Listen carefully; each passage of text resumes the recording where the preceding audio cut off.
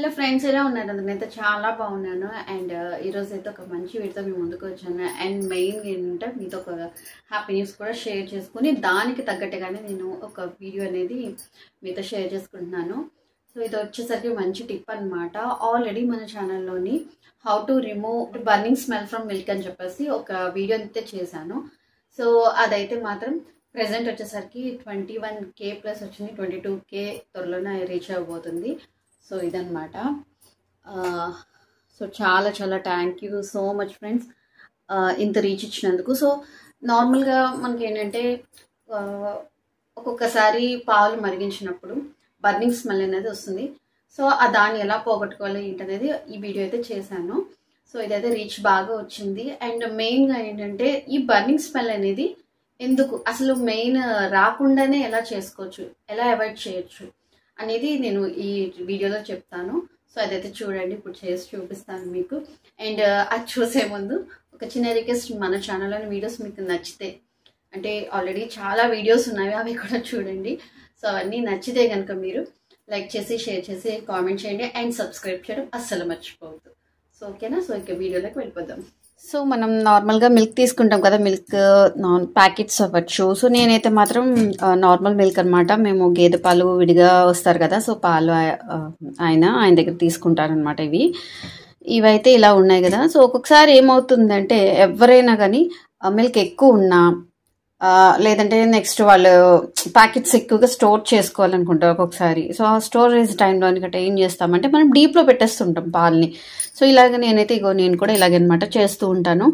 అంటే ఆయన ఒక్కొక్కసారి పాలు ఏం చేస్తారంటే ఎక్కువ పోసేసి నెక్స్ట్ డే రానమ్మా అని చెప్తారనమాట. సో నెక్స్ట్ డే నాకు వాడుకోవడానికి ఉండడం కోసం ఒక 2 days ఇలాగ నిల్వ ఉండడం వల్ల ఇలా డీప్లో పెట్టుకోవడం వల్ల ఏంటంటే నాకు 3 to 4 days వరకు కూడా ఇవి పాలు అనేది అలాగే ఉంటాయి. సో ఏమీ పాడవు అనమాట.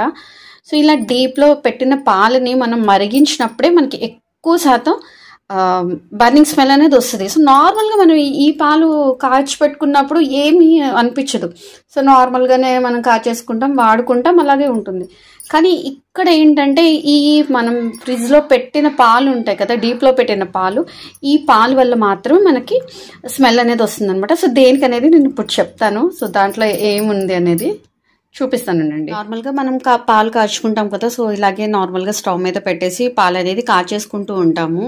చూడండి, ఇలాగా కాచుకుంటాం కదా. అయితే మనం ఈ డీప్లో పెట్టిన పాలను మాత్రం ఇలా కాయకూడదు అనమాట. సో దానికంటూ సపరేట్గా ఎలా చేయాలనేది చూపిస్తాను. అంటే బర్నింగ్ స్మెల్ రాకుండా ఉండాలంటే ఇలాగే చేసుకుంటే మీకు బర్నింగ్ స్మెల్ అనేది అసలు రాదు. సో దానికోసం మళ్ళీ అది రిమూవ్ చేసుకోవడానికి ఏం చేయాలి అనేది బాధపడిన అవసరం లేదు కూడా.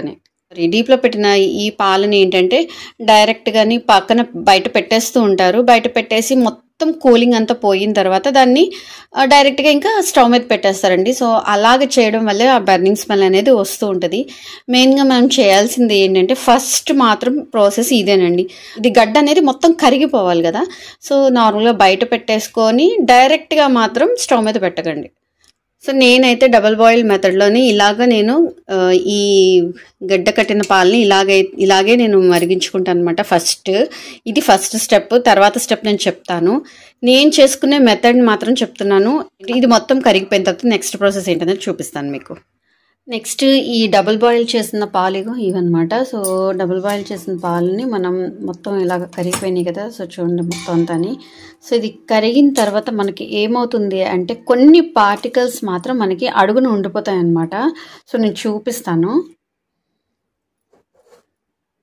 కాచిన పాలని వేరే గిన్నెలో వేసుకొని చూద్దాం, మీకు చూపిస్తాను. చూడండి మొత్తం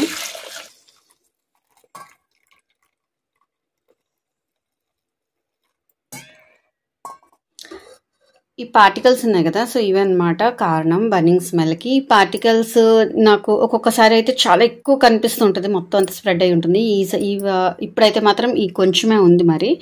సో ఎందుకని నాకైతే తెలియదు. ఎక్కువ శాతం ఏంటంటే మొత్తం ఇలాగా అడుగున ఈ బార్డర్ ఇలాగ ఉంది చూసారా. సో ఇదంతా కూడా అంటుకుపోయి ఉంటుంది అనమాట.